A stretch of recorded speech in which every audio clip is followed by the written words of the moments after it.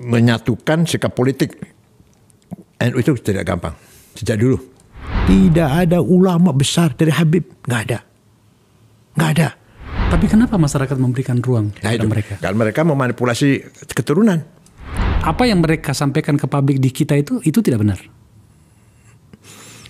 Berarti terbuka dengan situasi yang seperti ini, terbuka peluang kekuasaan justru memanfaatkan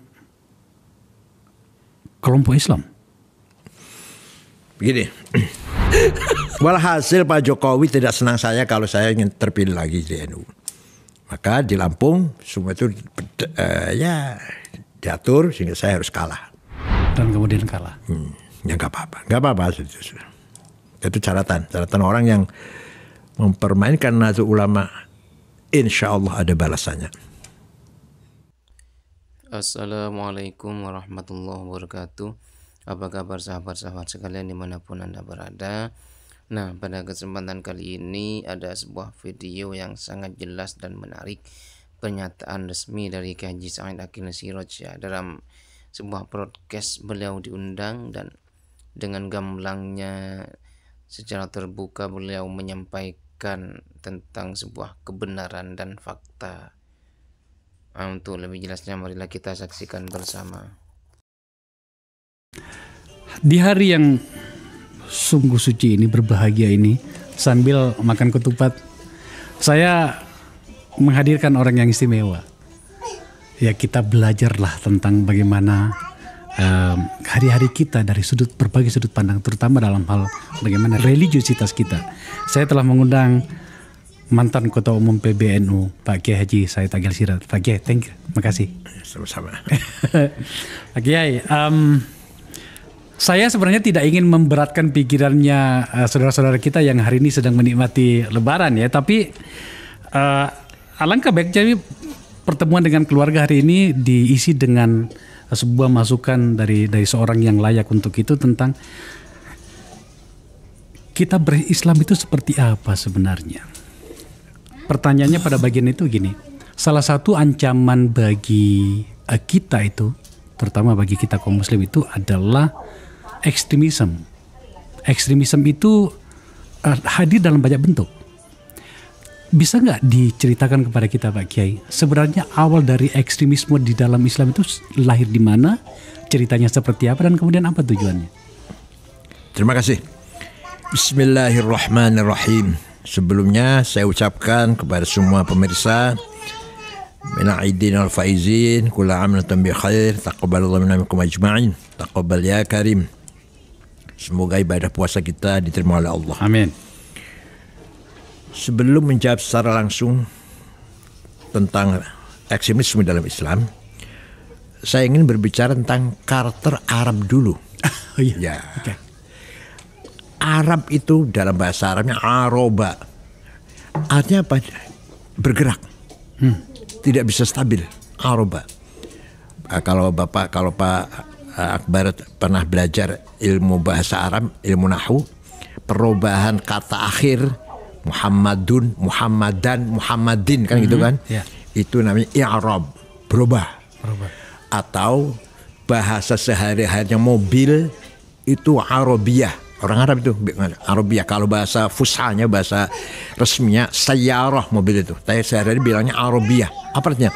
Di Arab itu membawa watak yang mudah berubah, labil. Oh, ya. Kenapa? Tidak ada keterkaitan dengan tanah air. Tidak ada kecintaan, keterkaitan, kebanggaan dengan tanah air. Apa yang dibanggakan? Yang dibanggakan apa? Tanah yang tandus kering, yang panas, yang tidak ada menghasilkan apa-apa. Apa yang dibanggakan? Itu dulu. Nah, kemudian terkenal sudah, ya kita tahu semua, masa jahiliyah. Dalam Quran digambarkan ummiyin, buta huruf, dan dolalim mubin, sesat. Dalam arti mereka menyembah batu tanpa ada basic teologi. Batu itu aja, beda dengan agama Hindu Buddha, punya filosofi, punya kitab suci, Rigveda, Mahafad Gita. Orang Arab enggak. Di tengah-tengah masyarakat seperti itulah Islam diturunkan. Dibawa oleh seorang yatim piatu, buta huruf, namanya Muhammad bin Abdullah sallallahu alaihi wasallam. Kenapa? Ternyata hikmah yang paling besar adalah Tuhan mempercayakan agama Islam kepada orang Arab agar segera cepat menyebar. Arab nomaden. Tidak akan berat, tidak ada rasa berat meninggalkan tanah lahirnya, nggak ada rasa berat sama sekali. Mudah sekali tersebar. Maka coba pikir, agama mana yang tersebar baru 40 tahun sudah sampai ke perbatasan Cina, bahkan masuk ke Cina sudah, masuk ke Cina, Asia Tengah semua Islam sudah, Afrika Persia, Utara. iya semuanya hanya selama 40 tahun. Luar biasa kan? Di samping Afrika Utara sampai ke Maroko, paling ujung barat, kemudian masuk ke Spanyol. Hanya butuhkan kalau Spanyol tahun 90-an ya, 90 Hijriah itu sudah berarti sudah 90 tahun. Walhasil dalam 40 tahun sudah sampai ke Afrika, sudah sampai ke Asia Tengah semuanya. Itu karena berkat Arab yang nomaden. Nah. Akan tapi mukjizat Islam, terutama mukjizat Al-Quran, terutama bahasa Al-Quran, setelah diikuti Islam itu oleh orang-orang yang non-Arab, terutama bangsa Persia terutama, yang sudah berperadaban ribuan tahun, maka bahasa Persia diperlakukan kelas 2, mawali namanya bahasanya, kelas 2, yang bukan orang Arab. Mereka merebut posisi keilmuan, peradaban. Yang membangun peradaban dalam Islam orang Persia, bukan orang Arab. Bukan orang Arab. Bayangkan, yang menggagas menyempurnakan tulisan Arab supaya sempurna. Dulu nggak ada titiknya, Pak. Tulisan Arab tanpa titik. Mushaf Utsmani, mushaf tulis Sayyidina Utsman, saya punya fotokopinya. Nggak bisa baca saya, nggak ada titiknya. Bata, tanun, ya sama. Yang pertama kali bikin titik bukan orang Arab. Namanya Abul Aswad Ad-Du'ali tahun 59. Kemudian setelah ada titik bikin harokat. Fathah, domah, kasroh, fathaten, domaten, kasroten, tasdid, sukun. Bukan orang Arab. Orang Persia, namanya Khalil bin Ahmad Al-Farahidi tahun 175. Orang Farhad, orang Afghanistan kalau sekarang lah. Kemudian lahir ilmu tajwid supaya baca Qurannya benar. Orang Arab baca sahabat baca Qurannya benar, tapi tanpa teori. Lahir teori tajwid di tilawatil Quran, memperbaiki baca Quran. Bukan orang Arab. Namanya Imam Abu Ubaid Qasim bin Salam. Orang mana tuh? Orang Persia. Oh, oke. Yang merawat hadis ada 10 orang. Bukan orang Arab satupun. Tidak ada orang Arab satupun. Bukhari, Muslim, Abu Dawud, Tirmidzi, Nasai, Ibnu Majah, Daraqutni, Darimi, Ibnu Khuzaimah, Al-Hakim. Bukan orang Arab. Imam 4 yang terkenal itu 2 Arab, 2 bukan. Yang Arab Malik dan Syafi'i. Hanafi dan Ahmad bin Hanbal bukan orang Arab. Imam Ghazali, Haramain, Baqillani, Ar-Razi, Sanusi, Ad-Dasu bukan orang Arab. Walhasil, peradaban dibangun oleh orang Ajam, bukan orang Arab. Kenapa? Itu menunjukkan bahwa ternyata Islam berkembang bukan di tempat kelahirannya. Peradabannya loh ya, peradabannya. Lahir di Arab, tapi perkembangannya mengibarkan bendera peradaban Islam sehingga Baghdad menjadi pusat peradaban dunia waktu itu selama 400 tahun. Khalifah Al-Nasyid, Ma'mun, Mu'tasim, Al-Wathiq, Al-Mutawakkil, 400 tahun lah kira-kira. Baghdad menjadi pusat peradaban dunia itu ketika dibangun oleh orang-orang Ajam itu non-Arab, bukan Persia. Itu dulu. Nah, jadi Arab menjadi Islam menjadi peradaban, Islam menjadi agama peradaban, Islam bawa misi peradaban, budaya, akhlak itu disumbang andil besar orang-orang yang non-Arab. Memang semua sumbernya dari Rasulullah, sumbernya tasawuf spiritual, Abdul Qadir Jilani, Imam Al-Junaidi, itu apalagi misalkan Al-Karhi, Syekh Asyikti, Al-Ghazali, bukan orang Arab. Coba yang membentuk konsep bagaimana membangun hati, membangun spiritual, kekuatan thawra ruhiyah, revolusi spiritual supaya manusia menjadi betul-betul manusia yang sempurna dan perfect dalam sisi spiritual, bukan orang Arab. Sumber-sumbernya dari Quran, sumber-sumbernya yang membangun itu bukan orang Arab. Nah, itu dah. Ringkas cerita.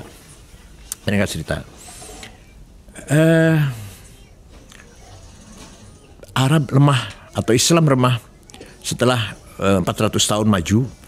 Begitu lemah, kepemimpinan khilafah diambil oleh kelompok Turkmenistan, Turki, yaitu turunan Taghralbek yang terkenal dengan Uthman atau Ottoman.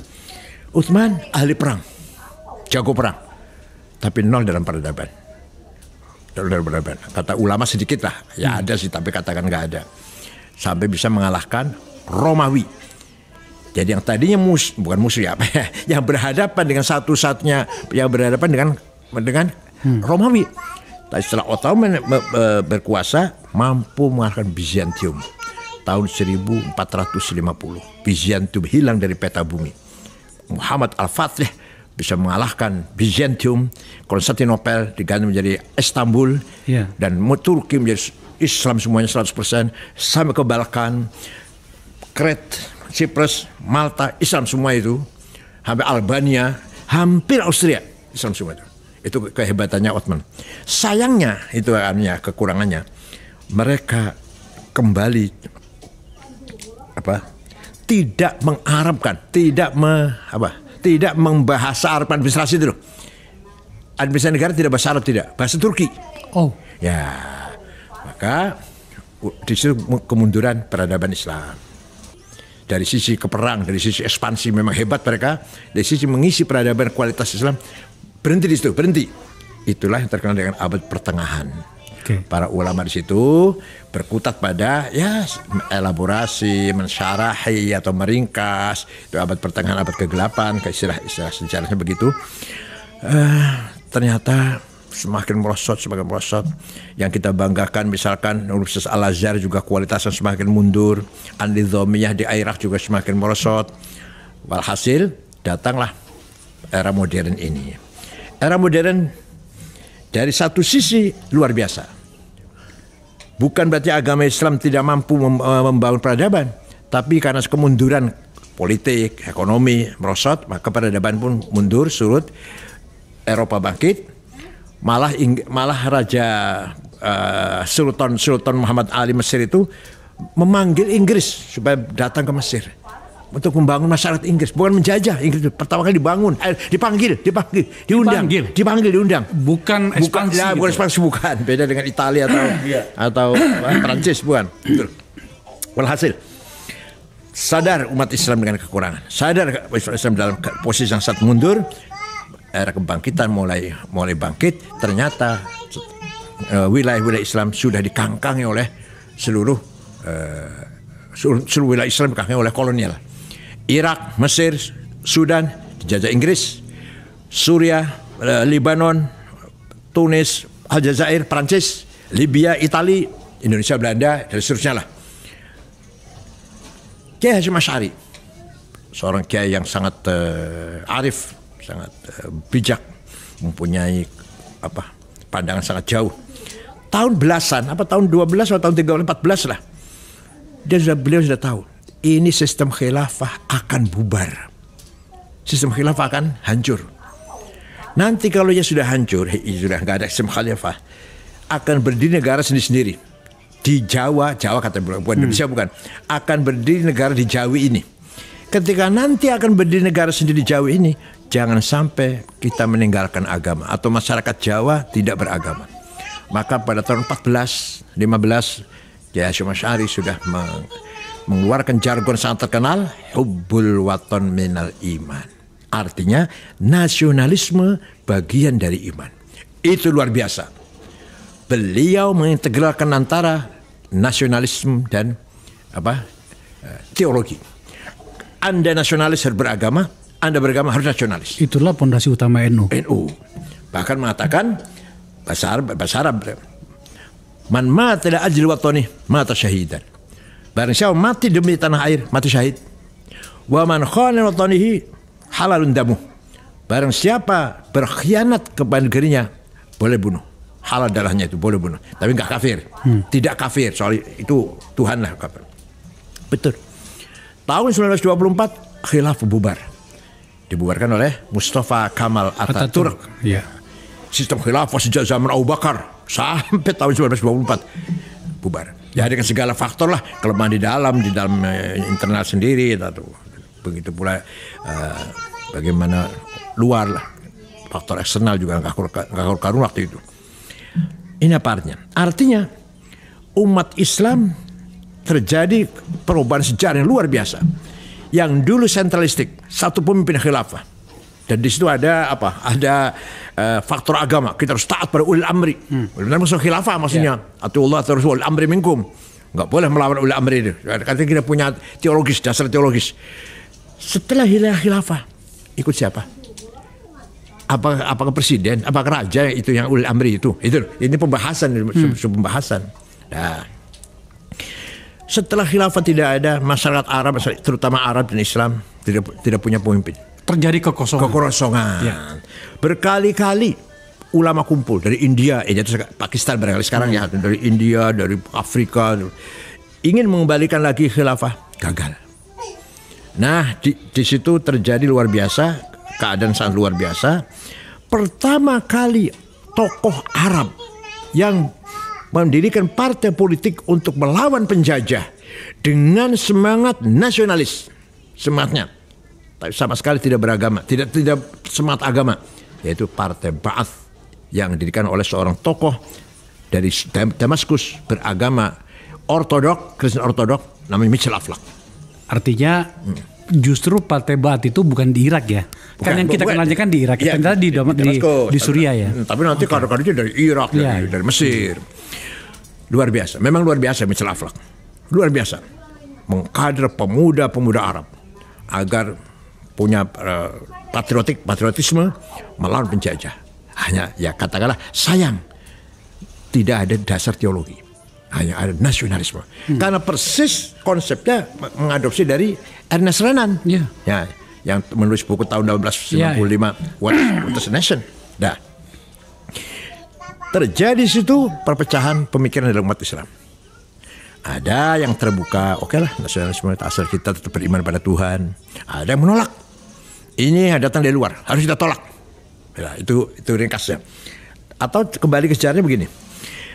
Setelah Ba'ath berkembang, mulai lahir pemimpin-pemimpin Ba'ath, Jamal Nasir, Sa'ad Zaglul, Ahmad Urabi, yang di Mesir, yang di Irak, Hasan Bakar, nanti akan punya murid Saddam Hussein, yang di Suriah Abdul Karim Qasim nanti akan punya murid anak buah Hafid Asad, dan di Sudan dan di Arab semuanya lah, Muammar Gaddafi, Abdul Salam Jalud, Habib Bourguiba.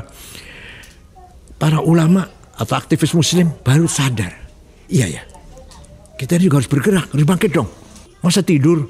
Ayo kita bikin partai politik. Maka ada seorang ulama keluar, alumni Al-Azhar tapi asal dari Maroko, namanya Syekh Hasan Al-Banna. Dengan teman-temannya membentuk partai politik namanya Ikhwanul Muslimun. Konsepnya persis Ahlussunnah wal Jamaah, moderat, berjuang ingin menyebarkan dakwah Islam dengan damai, dengan budaya, pendekatan budaya, akhlakul karimah, menjauhi dari kekerasan. Gitu. Menjauhi kekerasan. Anti kekerasan dalam kitabnya itu wasiat. Tahun 40 ada pemuda Ikhwan membunuh Perdana Menteri Mesir. Namanya Perdana Menteri namanya An-Najrasi namanya. Hasan Banna marah. Bukan begini yang saya maksud, bukan ini yang saya maksud bergerak atau bangkit, bukan. Kamu tuh bukan bunuh Perdana Menteri, bunuh saya kamu itu. Betul. Satu setengah tahun kemudian Hasan Banna terbunuh. Tahun 42. Nah, penggantinya adalah seorang terkenal namanya Said Qutb, bukan ulama, bukan di Al-Azhar, wartawan, jurnalis dari Cairo University. Nah, beliau menulis banyak, yang jadi pedoman partai Ikhwan adalah kitab Ma'alim fit Thariq. Ini buku yang beredar di tengah-tengah mahasiswa di kita ini. Di ITB, di IPB, di Undip, di ITS. Terjemahannya itu apa namanya itu? Petunjuk jalan sorga, jalan kebenaran gitu. Terjemahan Allah itu macam-macam terjemahnya. Berhasil Ma'alim fit Thariq, petunjuk jalan yang kebenaran. Isinya, ringkasnya isinya, kita harus menolak semua ide yang datang dari luar Islam. Karena yang datang dari Islam itu namanya jahiliyah. Jadi jahiliyah itu bukan berarti primitif, buta huruf, bukan. Tapi dia adalah sistem pemerintahan, sistem politik yang tidak berdasarkan Quran dan hadis. Itu namanya jahiliyah. Apa itu contohnya? Ringkas cerita, komunisme, kapitalisme, sosialisme, nasionalisme juga jahiliyah. Bahkan nasionalisme pun dianggap jahiliyah. Nah itu di situ luar biasa. Luar biasa apa? Akibat pendapatnya Ikhwan seperti itu terjadi situasi Arab Timur Tengah yang sangat luar biasa. Pemuda-pemuda yang punya semangat ingin merubah keadaan, ya semua ikut terpengaruh, banyak terpengaruh. Mengalahlah Ikhwan di Mesir, Sudan, di Syria, di Irak sedikit tapi di Suriah. Kalau di Saudi melarang, Ikhwan dilarang Saudi. Walhasil begitulah. Di Qatar ada di Qatar. Bergerak ayo, bergerak. Jamal Nasir bersikap keras. Pokoknya bersikap memusuhi Ikhwan Muslimun. Walaupun ketika revolusi tahun 53 itu Juli Republik itu Ikhwan mendukung gerakannya Jamal Nasir waktu itu. Walhasil mereka mencoba kudeta tahun 65. Gagal. Tokoh-tokoh Ikhwan 6 orang digantung di Tahrir Square. Said Qutb, Zaki Muhandis, Al-Asmawi, Hussein Hudaybi, Umar Tilmisani dan seterusnya. Ditonton oleh rakyat. Nah, Ikhwan dilarang. Ikhwan dilarang ternyata tidak bubar. Lahir muncul kelompok yang lebih radikal lagi. Namanya Jamaah Takfir wal Hijrah. Kalau kita di sini takfiri namanya kalau di Indonesia. Itu yang mendirikan namanya Syukri Ahmad Mustafa tahun 69. Tadi kan tahun 65 kejadiannya kan. Tapi munculnya itu 69. Semua orang kafir. Kulum kafarah, kulum katanya. Al-Azhar kafir semua itu.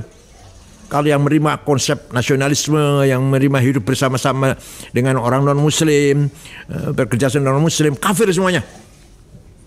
Waman lam yahkum bima anzalal faulaikul kafirun.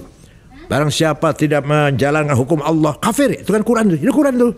Barang siapa tidak menjalankan hukum Allah, kafir. Kalau kafir kita perangin. Itu hasil itu doktrinnya lah. Mereka lah yang berhasil pertama kali membunuh Menteri Agama, Menteri Auqafnya, namanya Dr. Husain Al-Zahabi. Tidak lama membunuh wartawan senior namanya Yusuf As-Sibai Al-Ahram. Kemudian puncaknya membunuh Presiden Anwar Sadat tahun 81, 5 Oktober 81. Terang-terangan ketika beliau sedang upacara. Nah, itu namanya takfiri. Hosni Mubarak jadi presiden, mereka dibabat. Ternyata nggak bisa habis, masih banyak di Gurun Sinai, di padang pasir di Sinai masih sampai sekarang. Yang pernah ngebom sholat Jumat di kota Ismailiyah pernah. Nah, di antara pemimpin takfiri lari karena mereka sudah mau dicari, mau dihukum mati. Namanya Aiman Al-Zawahiri. Ya, lari ke Afghanistan. Nah, berhenti dulu ya. Berhenti dulu. Sekarang Afghanistan dulu namanya Raja Muhammad Daud. Kemudian terjadi revolusi, jadi republik, ternyata didukung oleh Soviet, komunis. Tapi kurang komunisnya, kurang apa? kurang komunisnya. Maka dikudeta oleh siapa itu namanya? Babrak Karmal. Ya. Babrak Karmal yang paling kejam. Ya. Komunis tulen nih. Betul-betul komunis. Kumisnya tebel itu. Ya. Memang mereka orangnya Afghanistan orangnya posturnya tinggi, kuat, kekar orangnya. Hidup padang pasir yang sangat keras. Ya, kemudian walhasil sampailah Soviet invasi sampai ke Afghanistan, targetnya sampai ke Pakistan, targetnya Soviet. Saudi Arabia, Raja Fahd membuka pendaftaran, membuka apalah. Ayo kita jihad. Kita biayain, kita danain berapa saja. Pelatihnya dari Amerika, bagaimana perang lah. Semua pemuda-pemuda Islam daftar dari Pakistan, Saudi banyak, Pakistan, Bangladesh, India, Indonesia, Malaysia. Yang heran dari Eropa pun banyak. Muslim Prancis, Muslim Inggris, Muslim Austria Austria. Dari Prancis itu 1.500, dari Inggris ratusan. Saya juga heran tuh, dari Eropa banyak. Perempuan juga banyak dari Eropa itu. Ingin jihad. Nah, jihad. Ringkas cerita Soviet lari, kalah lah, menyerah, lari meninggalkan Afghanistan. Raja Fahd memanggil mereka, udah selesai, jihadnya sudah. Mujahidin sudah bubar, ayo pulang. Yang pulang banyak, kembali dari sana di Saudi banyak, yang ke Pakistan juga banyak. Tapi kalau dari Pakistan mereka kebanyakan tidak pulang ke daerahnya, tapi bermarkas di perbatasan utara, Pakistan Utara berurusan dengan Afghanistan. Yeah. Sampai sekarang masih sering ada bom meledak situ. Sampai sekarang. Ada yang tidak mau pulang. Yang tidak mau pulang antara lain tokoh namanya Usamah bin Laden. Jumpa dengan Ayman Zawahiri yang lari dari Mesir tadi. Mendirikan Al-Qaeda. Oke. Ya itu sih. Al-Qaeda kita semua tahu. Jadi modal yang diterima dari Saudi dan latihan perang mereka terima dari tentara Amerika dimanfaatkan sebesar-besarnya untuk melawan Amerika sendiri, mengusir Amerika dari Afghanistan. Dan waktu Taliban datang ke kantor PBNU, saya datang pertama kali atas undangan Pak Yusuf Kala, waktu itu wakil presiden, kata Pak JK datang ke PB ya, sana 11 orang, semuanya jebolan tahanan apa? Guantanamo ya. Guantanamo. Saya bicara, tapi waktu itu mereka cuma mau ngomong semua, 11 orang itu mau ngomong semua. Nah, saya jadi bicara masih sebentar, kesempatan saya bicara. Di Indonesia ini Pak, begitu merdeka, kita tidak ribut masalah konstitusi dulu. Bahkan di situ waktu itu ada 7 kata yang artinya berkewajiban mengamalkan syariat Islam, itu dicoret dan NU Kiai Wahid Hasyim, bapaknya Gus Dur, mendukung, menerima. 7 kata dicoret. Kenapa? Karena perintah atau restu dari bapaknya Hasyim Asy'ari. Hasyim Asy'ari mengatakan Indonesia kuat dulu, bersatu dulu, kuat dulu kita ini. Kalau sudah kuat bersatu, maka kita dakwah di atas tanah air yang kuat. Ayo kita dakwah di atas tanah air yang sudah kuat. Yang belum sudah ribut masalah konstitusi dasar negara. Lah antum di Afghanistan, begitu Soviet lari, ayo Islam, satu Islam pun macam-macam. Ada Sunni, Hanafi, ada Syiahnya, ada sulit disatukan. Hanya 7 suku padahal. Ada nasionalis. Yang terkenal Burhanuddin Rabbani. Hafal Quran orang itu. Burhanuddin hafal Quran orangnya. Itu dianggap kafir oleh Taliban, dibunuh kan? Jadi presiden dibunuh. Kafir. Itu entah mereka menerima apa enggak, saya kan begitu. Kalau di kita ini begitu merdeka, yang penting kita bersatu dulu. Hubbul watan iman dulu, saya bilang gitu. Ukhuwah wataniyah dulu. Baru di atas wataniyah yang kuat itu, tanah air yang kuat itu, kita berjuang Islam. Jadi dengan damai perjuangannya, dengan pendidikan, peradaban, budaya. Karena rumahnya sudah tertarik. Antum baru merdeka, baru Soviet lari dari ribut. Terjadi perang saudara yang sampai sekarang nggak selesai. Waktu itu ya. Waktu Taliban belum menang belum. Nah, kalau kita urut dari asal muasal radikalisme dalam Islam, ringkas cerita. Tahun 8 Hijriah Nabi Muhammad masuk ke kota Mekah dengan kemenangan. Namanya Fathu Makkah tahun 8 Hijriah. Begitu Nabi Muhammad masuk Mekah dan memberikan amnesti, semua orang Mekah yang dulu menyakiti, saya maafkan, tidak ada balas dendam. Abu Sufyan, tokoh waktu itu masih tokoh Mekah yang ada. Abu Jahal udah mati, Abu Jahal udah mati, udah tinggal Abu Sufyan. Al-Bakhtari masih hidup itu, masuk Islam. Sehingga jumlahnya orang Islam setelah Mekah masuk Islam 100.000 jumlahnya orang Islam semuanya. Dari situ pergi ke Taif, kota Taif 80 km, belum Islam belum. Abu Sufyan berperan itu. Abu Sufyan atau orang yang baru masuk Islam berperan, artinya ingin menunjukkan kita juga kita Islam betul lah. Berperan. Oke, Taif kalah Islam. Satu kota lagi Hunain namanya, kota Hunain. Nah, udah selesai Islam. Dapat rampasan perang, ratusan onta, ratusan sapi, ribuan kambing. Rampasan perangnya itu. Oleh Nabi diperintahkan, ayo kita ke Ja'ronah, kota Ja'ronah 28 km utara Mekah. Ayo kita kumpul di sana. Sambil ihram sama umroh. Sebelum umroh kita bagi-bagi dulu. Bagi-bagi hasil ghanimah tadi, hasil fight. Bagi-baginya Nabi aneh. Beda sendiri. Beda dari yang lain, lain dari yang sudah. Yang mu'alaf yang baru masuk Islam kemarin waktu Fathu Makkah, orang Mekah, walaupun kaya raya dikasih 100 onta Abu Sufyan. Al-Bakhtari 50 onta, orang kaya itu padahal. Yang senior Abu Bakar, Umar, Uthman, Ali, Sa'ad, Sa'id, Thalha, Zubair tidak dikasih 1 ekor pun. Beda sendiri. Ini baru pembagian. Oke. Semua diam. Sahabat semua diam. Ada yang dari belakang. dari Badui, namanya Dzil Khuwaisir, itu dari suku Bani Tamim. Orangnya kurus, tinggi, kepalanya botak, jenggotnya panjang, jidatnya hitam, gamisnya cingkrang. Menghadap ke depan sambil meteng-teng itu, sambil apa? Sambil angkat tangan. I'dil ya Muhammad. Bagi adil dong. Kamu nggak adil bagi-bagi ini. Nabi menjawab, yang saya lakukan ini adalah perintah Allah, bukan dari saya. Perintah Allah. Akhirnya orang itu pergi. Saya jawab itu, orang itu pergi. Nah, Nabi bersabda dengan tegas, saya khruju min di hadzal rajul qaumun yatluna al-Qur'an wa yajawizu halaqi ma hum syarh khaliqah syarh khalqi wal khaliqah laisu minna wa lastu minhum. Nanti di tengah umat Islam akan muncul orang seperti ini. Apa?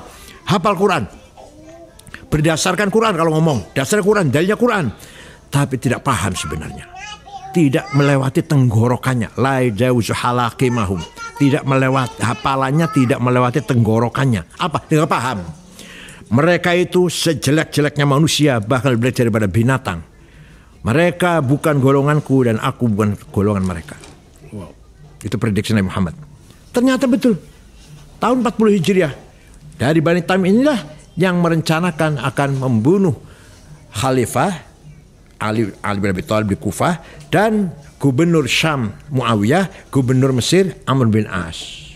Terjadi kesepakatan. Kenapa? Karena kafir. Ini sudah nggak benar ini, saudara. Ya. Ali memimpin ini sudah bukan dengan Quran. Karena berbeda dengan apa yang mereka yakini. Ya. Gak begini. Ali itu kalau akan memutuskan persoalan, musyawarah. Panggil sahabat, panggil teman tokoh-tokoh, musyawarah. Ali. Berarti itu hukum manusia dong. Ya. Keputusan manusia, bukan Quran. Di Quran tadi apa mengatakannya? Wa man lam yahkum bima anzalallahu kafirun. Barang siapa sudah hukum Islam kafir. Hukum Allah, kalau enggak hukum Allah kafir. Kalau itu Ali kafir, Muawiyah kafir, Amr bin As kafir. Bunuh. Pagi-pagi tanggal 25 Ramadan, 3 orang berangkat, yang berhasil yang hanya membunuh Ali karena beliau keluar akan ngimami salat subuh. Gubernur Syam Muawiyah, gubernur Mesir bin As tidak keluar di masalah subuh. Terjadi di situ gerakan namanya Khawarij yang terdiri dari suku-suku Badui, ahli bahasa, ahli pidato, bahasa Arabnya masih murni. Ahli debat dengan bahasa Arab yang fasih. Dan mereka menganggap semua orang kafir karena tidak menjalankan hukum Al-Quran. Nah, neo Khawarijme sekarang ini lahir di mana-mana.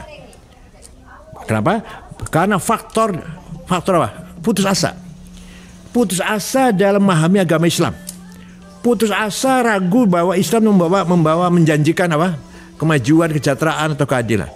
Faktanya ini semua kepala negara Timur Tengah nggak ada yang benar kata mereka ini. Ya. Semua kepala negara di Timur Tengah, baik raja maupun amir maupun sultan maupun presiden, nggak ada yang benar. Semua zalim semuanya.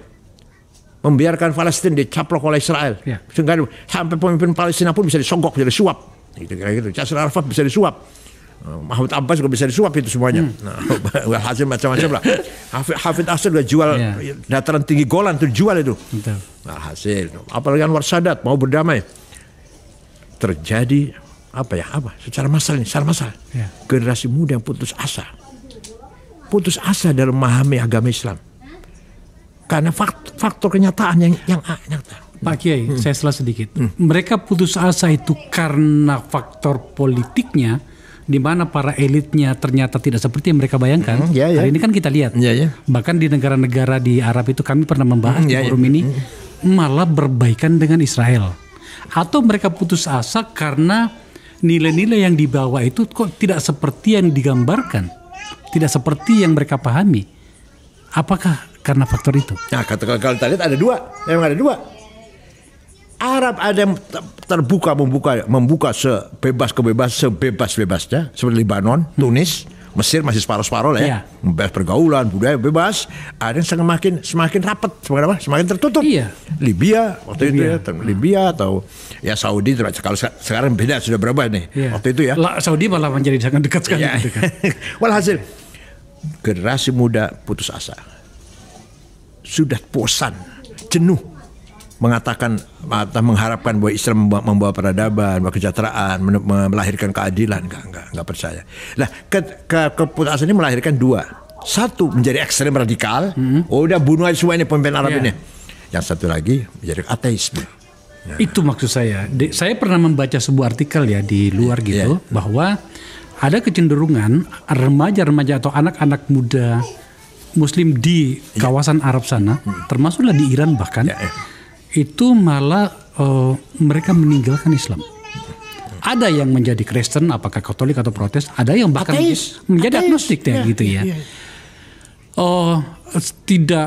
Saya tidak mampu membayangkan kalau kemudian ini juga masuk ke kita. Bagaimana Islam di tempat kita ini itu menjadi bagian dari kebudayaan hidup kita sehari-hari. Saya butuh catatan menyangkut itu, Pak Kiai. Nah, kenapa itu? Kenapa terjadi begitu? Karena memahami Islamnya sebagai akidah dan syariah. Islam dipahami hanya agama akidah dan syariah, teologi dan ibadat. Seharusnya Islam agama peradaban. Islam agama ilmu pengetahuan. Satu yang saya contohkan. Tidak ada kitab suci manapun yang mengatakannya, yang mempertegas bahwa kebenaran harus dengan ilmu pengetahuan. Tidak ada. Saya baca Bible. Hanya Quran yang mengatakan waliya'lamal ladzina utul ilma anil haqqu min rabbik. Al-haq, kebenaran dengan utul ilma, dengan ilmu pengetahuan. Itu ada dalam Al-Quran. Iya dong, ya ada. Tidak ada kitab suci yang mengajarkan toleransi, adab, tata krama, toleransi yang sangat luar biasa dari Al-Quran. Kalau begitu pertanyaannya, kenapa kemudian kita, setidaknya yang di kita ini, termasuk di kawasan Arab, Qatar, Uni Emirat Arab tampaknya lebih maju ya. Bahkan Uni Emirat Arab itu bahkan sudah bisa mengirim roket ke luar angkasa. Tapi pada negara-negara dengan karakter seperti kita, kenapa tampaknya seperti mengabaikan ilmu pengetahuan? Di kita ini? Ya. Sebelum saya bicara masalah ilmu dulu, sebenarnya kita ini bangsa Nusantara, bangsa berbudaya, berperadaban, mempunyai sejarah sudah ribuan tahun. Sebelum datang Hindu Buddha, kita sudah punya agama. Kalau Jawa namanya agama Kapitayan. Tuhan satu, Sang Yang Widi. Sing tan keno kenoyo opo yen ono malah dudu. Yang maha satu yang enggak seperti apa-apa. Kalau kita umpamakan seperti ini, seperti itu, bukan.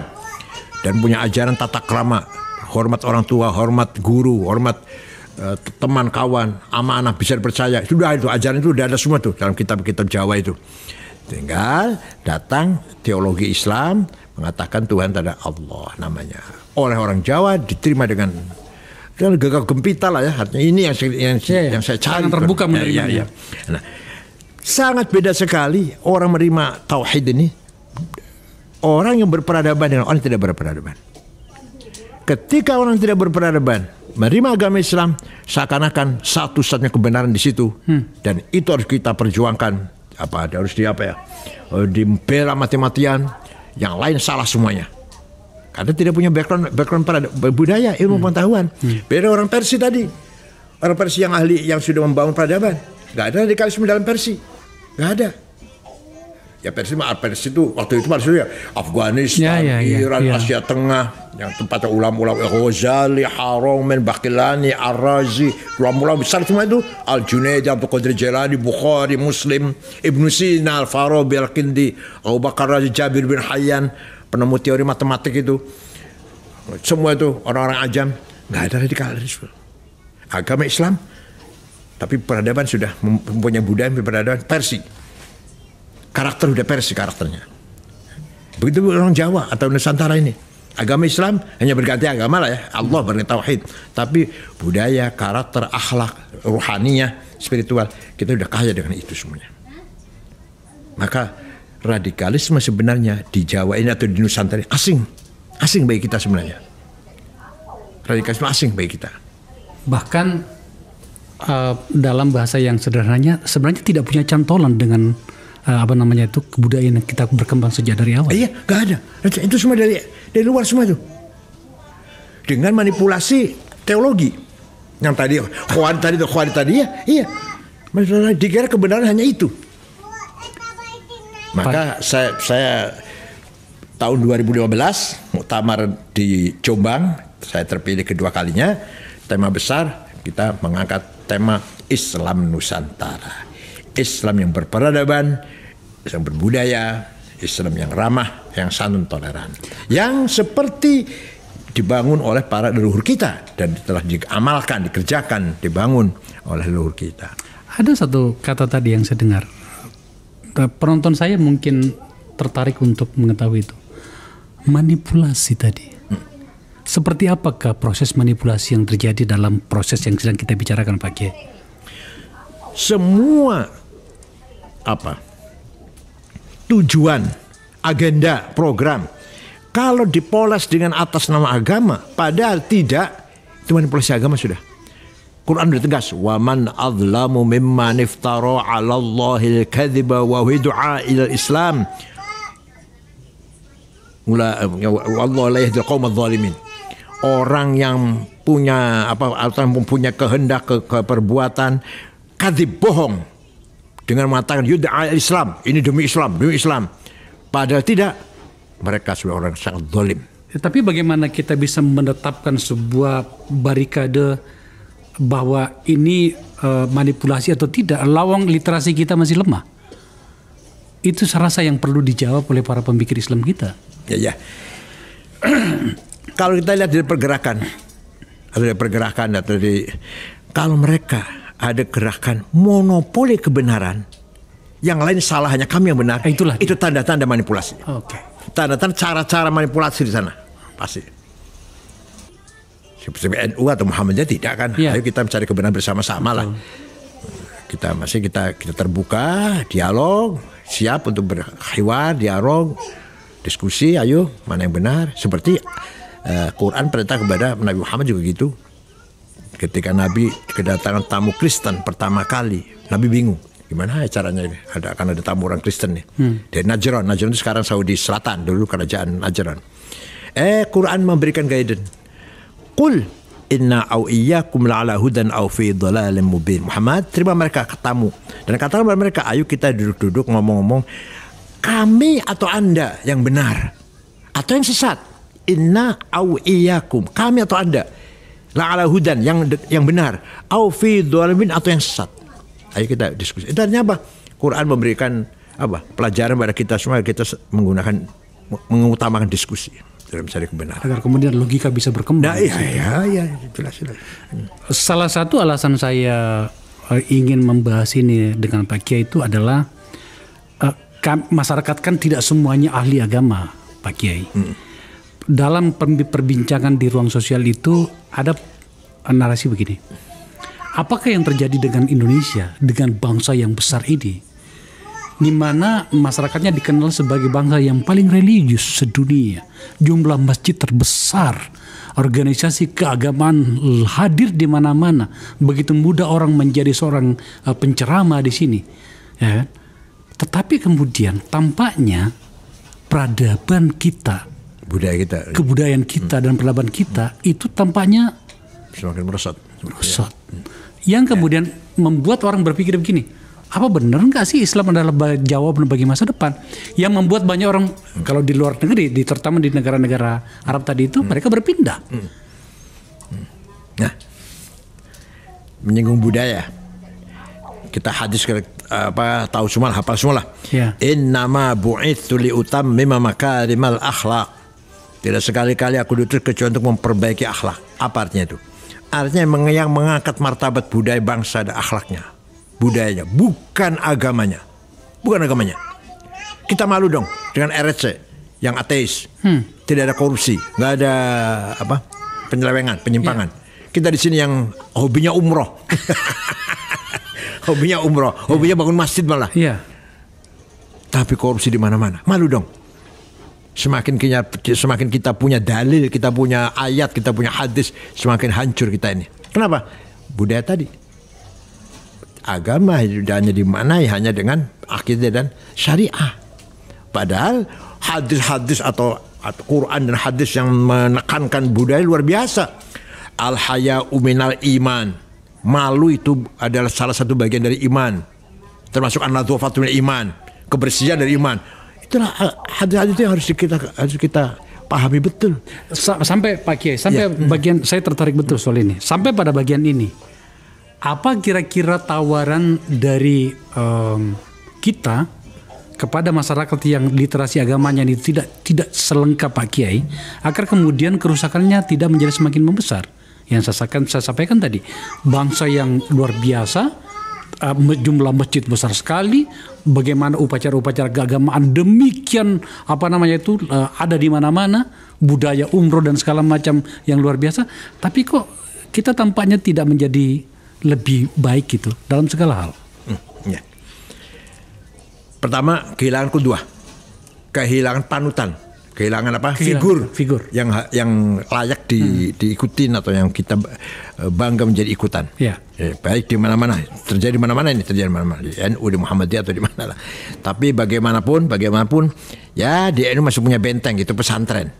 Walaupun tidak menjamin juga saya keluaran pesantren pasti baik, nggak jamin juga. Tapi bagaimanapun pesantren masih dianggap al-hasnul hasin, benteng moral, benteng budaya, benteng akhlakul karimah. Masih ada anggapan seperti itu masih. Nah, tinggal contoh qudwah hasanah. Setiap umat harus ada contoh, harus ada panutan. Setiap umat, setiap generasi. Nabi Muhammad jadi contoh, Abu Bakar jadi contoh, Umar jadi contoh, Utsman jadi contoh, Ali jadi contoh, dan seterusnya. Dalam Islam itu contoh itu apakah figur atau sistem? Dua-duanya. Sistem baik kalau nggak ada figur yang melaksanakan. Persoalan juga. Betul. Tapi yang saya heran, kenapa RRC yang ateis bisa membangun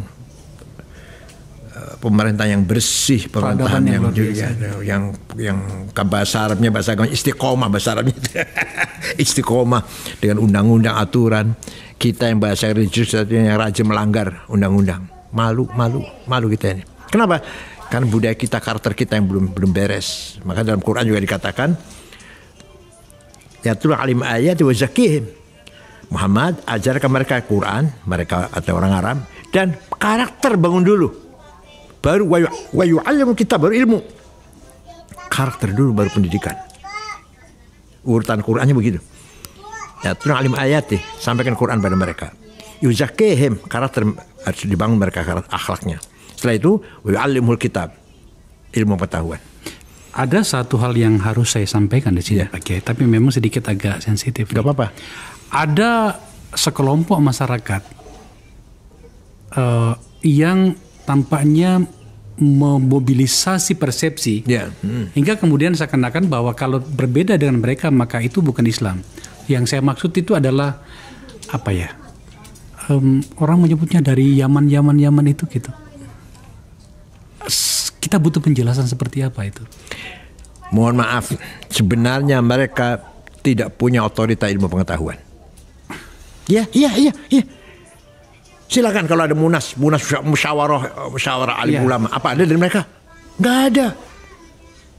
Kalau tetap aja kalau sekarang jago-jagonya yang ahli ilmu agama, Gus Baha contohnya, kayak Afifuddin dari Situbondo, itu yang kalau musyawarah yang diskusi agama, hukumnya cloning gimana, hukumnya Jumatan di kantor seperti apa, hukumnya bunga bank apa, hukumnya keluarga berencana, walhasil hukumnya macam-macam. Terukur banget ilmu pengetahuannya. Iya, berdasarkan literatur, kalau nggak pakai Quran hadis, ijma konsensus ulama atau kias analogi. Itu mereka gudangnya. Kalau yang generasi dulu yang tua, kayak Ali Maksum Jogja, kayak Maimun, Mbah Mun, kayak Ahmad Siddiq, itu luar biasa itu. Lebih tinggi lagi kayak Wahab, kayak Bisi Samsuri, kakeknya Muhaimin itu, kayak Anwar Musaddad Garut. Itu yang megang otorita agama. Rujukan agama. Rujukannya. Tidak ada satupun keturunan Yaman yang mempunyai kemampuan seperti ini. Hanya mereka Habib keturunan Rasulullah di tengah masyarakat ngajak selawatan. Iya. Ada nggak sih Anda dengar nggak Bapak? Dari mereka yang mengeluarkan fatwa yang artinya yang punya manfaat untuk masyarakat banyak. Tapi kenapa masyarakat memberikan ruang kepada mereka? Karena mereka memanipulasi keturunan. Memang ada di Qur'annya. Qul la as'alukum alaihi min ajri illa al-mawaddata fil qurba. Kalau katakan Muhammad, saya tidak meminta imbalan, tapi satu aja saya minta, cintailah keturunanku. Kalau betul-betul keturunan. Nah, kalau palsu Dalam atau itu ayat secara umum, secara khususnya yang baik, cintailah keturunanku yang sesuai dengan ya, yang sesuai dengan Islam. jangan dibawa ke wilayah personal. Jangan general, Seakan-akan itu adalah ya. hanya kalian saja gitu kan. Dalam pemahaman Pak Kiai yang saya percaya betul, apa yang mereka sampaikan ke publik di kita itu tidak benar.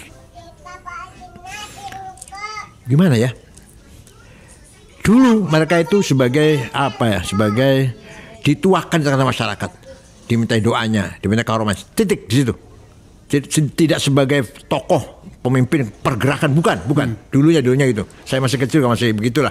Mereka itu ya kita hormati sebagai keturunan Nabi Muhammad, baca doa, baca selawat, tapi kepemimpinan tetap di kiai, ulama, hukum atau kebijakan atau keputusan tetap di kiai. Belakangan nih. Ada perubahan memang. Kok bisa ada mereka punya anggota yang pengikut yang fanatik. Iya. Kita akui mengumpulkan Jumatan di Monas 1 juta lebih itu dahsyat. Kita akui. Ya, kita akui. Tapi apakah seperti itu? Hakikat bukan, tidak. Kenapa? Karena tidurnya di masjid, sholatnya di lapangan. Mana Islam? Gampang aja gitu, gampang aja. Ukuran yang gampang. Tidurnya di masjid, sholatnya di lapangan. Kebalik-balik nih barang. Iya. Berangkat dari Cirebon, dari Cianjur ke sini. Mau sholat Jumat, kapan? Besok di lapangan sholatnya. Malam ini mana? Di masjid tidurnya. Coba. Saya bawa dalam situasi forum saya ini Pak Kiai. Iya. Yang poin yang terakhir tadi ini. Apakah mereka tidak sebenarnya mereka itu sedang menerjemahkan pikiran religiusitasnya itu di dalam konteks agama, dalam konteks kekuasaan, maaf saya. Apakah tidak seperti itu? Bahwa yang saya maksud begini, mereka sebenarnya itu mau bicara tentang kekuasaan. Mereka mau bicara tentang politik. Tetapi kemudian pendekatannya seperti itu. Itu kan satu cara juga. Itu memanfaatkan masyarakat yang awam. Iya, masyarakat awam. Dikira kalau mendengar, lihat ceramahnya. Pokoknya kalau ikut Habib, ikut Sorgal kan itulah. Iya. Si Habib itu ketika mati muka nakir aja nggak berani tanya. Habib si Fulan itu pernah mi'raj 70 kali katanya mi'raj. Solatmu seberapapun banyaknya setiap hari, tapi kalau tidak mendoakan Habib, maka itu tidak akan diterima. Saya tidak perlu menjadi seorang ahli agama untuk mengatakan ini omong kosong. Iya. Ya, tadi kembali dalam sejarah. Dalam sejarah tadi. Tidak ada ulama besar dari Habib. Nggak ada. Hanafi, Bukhari, Muslim, Abu Dawud, Tirmidzi, Nasa'i, Ibnu Majah, Daraqutni, Ghazali, Haramain, Baqillani, Razi, Sanusi, Ad-Dimyati, Asyuti, Ad-Dasuqi, Ad-Manhuri, Said Badawi, Asyadili. Itu ulama besar nih. Yang sebut ulama besar ini. Yang saya sebut ini. Satu pun nggak ada yang Habib. Oke. Kita masuk pada kajian terakhir dari diskusi kita Pak Kiai. Ini menyangkut dengan politik dan kekuasaan. Sebenarnya Islam itu melihat itu kekuasaan seperti apa Pak Kiai? Ketika ada, kata Nabi Muhammad secara sederhananya, ketika kamu dalam pepergian 3 orang, maka kamu harus mengangkat salah satu menjadi pemimpin. Salah seorang pemimpin. Artinya kewajiban agama kita membuat pemerintahan, mewujudkan pemerintahan. Bahkan Ibnu Taimiyah berpendapat pemimpin yang zalim lebih dari tidak ada pemimpin. Karena bagaimana masih masalah ammah, masalah umum akan terjaga kalau ada, walaupun dia zalim secara itu. Artinya apa? Sekali lagi, kepemimpinan adalah merupakan perintah agama, membangun kepemimpinan. Maka beberapa ulama punya konsep kepemimpinan. Imam Ghazali punya Risalatul Muluk, Imam Mawardi punya Ahkamus Sultaniyah. Secara garis besar, pemimpin harus pertama berilmu, punya kapasitas, berilmu pengetahuan. Ayyakuna aliman. Yang kedua, ayyakuna adilan. tunjukkan sikap yang adil, kebijakannya yang pro rakyat lah, yang pro muslim. Yang ketiga, yakuna zahidan, zuhud, tidak rakus. Malah diberi contoh di situ seperti Umar bin Abdul Aziz contohnya. Dan kemudian salim al-jism, sehat fisiknya. Tidak boleh pemimpin yang tidak sehat pemimpinnya, yang apa fisiknya. Dan kharijan, berani. Harus berani pemimpin itu, nggak boleh orang yang penakut. Ini secara garis besar. Kemudian menjadilah sebuah ilmu fiqhus siyasah, fakih politik. Bagaimana caranya membangun pemerintahan yang baik, kemudian bagaimana menggulingkan atau menurunkan seorang pemimpin yang dolim. Ada semua dalam namanya fiqhus siyasah dalam pelajaran agama Islam. Iya. Apa konteks kenapa sampai saya tanyakan ini Pak Kiai? Karena gini, ini saya bawa dalam suasana Indonesia ya. Di Indonesia itu kan ada 2 organisasi agama, ormas agama yang besar, UNU dan Muhammadiyah. Adalah tidak berlebihan menurut saya kalau kaum muslimin Indonesia, kaum Islam Indonesia itu menaruh banyak harapan pada 2 organisasi agama ini. Terutama dalam hal bagaimana penyikapan mereka kepada pemerintahan, sebuah pemerintahan. Saya tidak berbicara tentang pemerintahan ini saja yang sekarang ini, tapi kita secara keseluruhan. Dalam banyak situasi tampaknya organisasi keagamaan yang ada di kita itu dalam banyak kasus, dalam banyak situasi itu tampaknya terlalu menyesuaikan diri dengan kekuasaan. Itu bagaimana seharusnya kita menyikapi itu? Itu belakangan saja, itu belakangan itu. Belakangan ya? Itu belakangan itu. Dulu kayak apa Gus Dur? Gus Dur kayak apa Gus Dur? Selalu menyuarakan suara rakyat, menyuarakan keadilan, menyuarakan kebenaran. Yang dilawan siapa coba? Pemerintah yang sangat otoriter, yang sangat kuat, tentara sangat kuat. Contoh itu. Demikian pula Kiai Hasyim Asy'ari yang punya sikap melawan Belanda, melawan penjajah, melawan Jepang.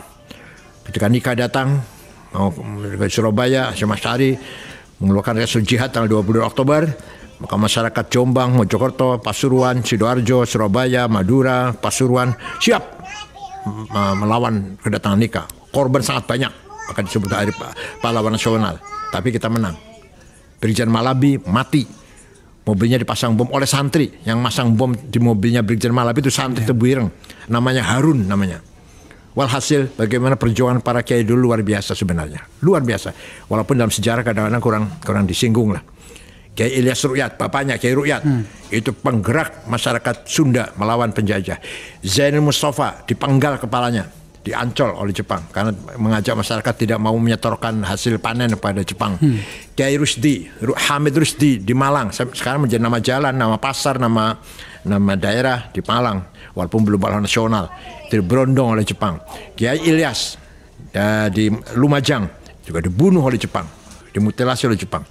Semua itu kiai-kiai yang punya sikap luar biasa. Dan sampai yang menjadi batalion tentara banyak sekali. Kiai Munasir, bapaknya Pak Rozi Munir, Kiai Yusuf Hasim, pamannya Gus Dur, Kiai Abdul Abbas Buntet, itu semua pangkatnya letnan itu, letnan, kapten itu. Ya. Saya kalau gitu saya balik ke pertanyaannya Pak Kiai. Berarti terbuka dengan situasi yang seperti ini, terbuka peluang kekuasaan justru memanfaatkan kelompok Islam. Begini. Selama Islam ini hanya dijadikan untuk kepentingan politik, jelas itu ada penyimpangan. Pasti ada penyimpangan. Sesimpel itu. Iya, sesimpel itu. Ini gampangannya gitulah. Maka kewajiban NU dan Muhammadiyah sebagai kekuatan civil society, amar ma'ruf nahi mungkar. Bukan hanya dengan kekerasan, dengan kudeta, bukan. Tapi ayo, bagaimana sih kita mari bergandengan tangan bersama-sama. Seperti apa? Seperti ini. Harus kita sikapi seperti apa? Korupsi luar biasa. Semakin jahat daripada Orde Baru korupsi sekarang ini. Semakin luar biasa. Harus seperti apa kiai-kiai ini? Muhammad. Nggak boleh diam. Minimal ngomong dong atau nulis. Bukan berarti kita angkat senjata. Bukan. Apa solusinya? Kenyataannya sudah seperti ini, luar biasa. Harus bersikap. Sekarang kalau ada berita korupsi miliar, nggak kaget saya. Ini triliunan ini. Ratusan triliun. Pak Kiai, mohon maaf saya harus menanyakan, ketika Pak Kiai Said sebagai ketua PBNU tarikan membawa NU masuk ke kekuasaan dengan berbagai versi dan cara itu terjadi ya? Kita punya sayap, yaitu PKB. Itu partai politik yang dibangun oleh NU oleh PSB. Waktu itu yang deklaratornya 5 orang, Gus Dur, Kiai Ilyas, Kiai Munasir, Mustafa Bisri, Kiai Muhyidd Muzadi, kakaknya Kiai Hashim Muzadi. Artinya apa? PBNU telah membuat wadah, menyediakan wadah. Ini loh, salon politik warga ini melalui partai PKB. Silahkan. Maka semua urusan politik kita lewatkan pada PKB. Seperti Hari Santri, waktu saya jadi ketua, undang-undang pesantren, supaya kita lewat PKB. Menolak 5 day school. Nah, kalau sekolah 5 hari, anak pulang sore, madrasah nganggur itu. Madrasah swadaya masyarakat yang bikin madrasah itu. Yang ngajari alif bata, ngajari al-fatihah, ngajari... Walhasil alhamdulillah, ya waktu saya jadi ketua umum, melalui PKB semuanya berhasil. Undang-undang pesantren yang tadinya ada beberapa poin yang kontroversi, yang mengatakan bahwa Kementerian Agama harus menjadi apa itu dia? Pelindung apa penasihatnya kiai. Enggak, saya tolak itu. Mitra, jangan pelindung yang penasihat. Nanti kepala KUA kecamatan bisa perintah kiai pesantren. Artinya kalau ada upaya dan tampaknya pernah terjadi tidak lama dari hari ini mencoba memisahkan NU dengan PKB itu melanggar sejarah ya. Pengkhianatan itu. Kita beri kebebasan. NU tidak harus PKB, tetap NU. Walaupun tidak milih PKB tetap NU, Al-Ahsan Jamaah tetap, ibadah, fikron, hamalan, akidahnya, pikirannya, cara berbuatannya. Tapi NU menyediakan wadah politik. Ini loh PKB bikinan kita. Terserah mau masuk ke situ, gitu, ya. Tapi sudah disiapin. Disiapin ya. Tapi dalam hal ini memang sangat berat, nggak gampang. Menyatukan sikap politik NU itu tidak gampang.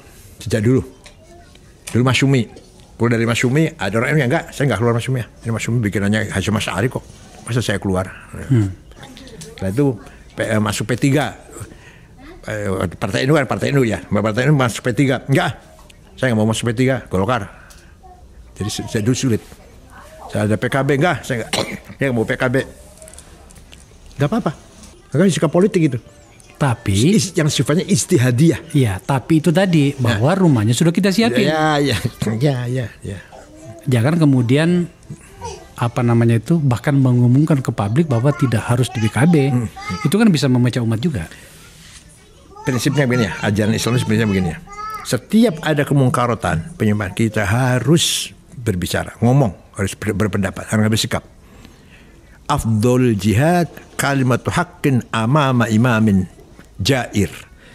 Jihad yang paling utama adalah berani mengatakan kebenaran di depan penguasa yang zalim, yang menyimpang, yang melanggar. Nah, sekali ya itu kan letternya seperti letternya. Nah, kita sebagai organisasi besar Islam Ahlussunnah wal Jamaah, ayo kita berikan masukan, rekomendasi, beri peringatan, teguran. Nah, kita ambil sikap dengan keadaan seperti ini untuk kemaslahatan, bukan untuk merusak, bukan. Ketika saya mengkritik Pak Jokowi misalkan, bukan berarti ingin menggulingkan, tidak. Enggak ingin. Tidak ada target yang menggulingkan, enggak. Waktu Pak SBY juga sering saya kritik Pak SBY, tapi beliau sangat menerima. Kalau dari kritik saya dipanggil malah. Karena dia tahu saya itu enggak akan bertujuan jelek. Tak ada pikiran itu. Nah, ya. Seperti itu ya. Saya dipanggil kalau coba habis ngeritik pasti. 2 hari 3 hari kemudian panggil. Minum teh bareng. Diminta pendapatnya, diminta masukannya. Beberapa kali Pak SBY itu begitu. Tapi ada juga yang menuding waktu Pak Kiai sebagai ketua umum itu malah mesranya dengan kekuasaan juga agak kental. Enggak juga dong. Enggak juga ya. Beberapa kritikan juga. Kok yang mana yang periode mana? Periode siapa? Periode ya mungkin periode kedua kali ya. Enggak, presiden siapa? Pak Jokowi? Ya enggak juga dong. Enggak malah kayak. Enggak dong, saya kritik. Malah di Lampung ceritanya boleh nggak kita dapat bocoran dikit lagi ya? Walhasil Pak Jokowi tidak senang saya kalau saya ingin terpilih lagi di NU. Maka di Lampung semua itu ya diatur sehingga saya harus kalah. Nah, saya tidak sebesar Gus Dur. Gus Dur waktu muktamar Cipasung tahun 94 juga digitukan oleh Pak Harto. Jangan Gus Dur. Jangan sampai Gus Dur jadi dengan segala kekuatan, dengan segala cara. Ketika pembukaan naik di panggung, mukul beduk, Pak Harto beduk, Gus Dur nggak dipersilahkan ikut naik. Ketika selesai pembukaan, minum teh di tempat istirahat, Gus Dur mau bergabung nggak boleh.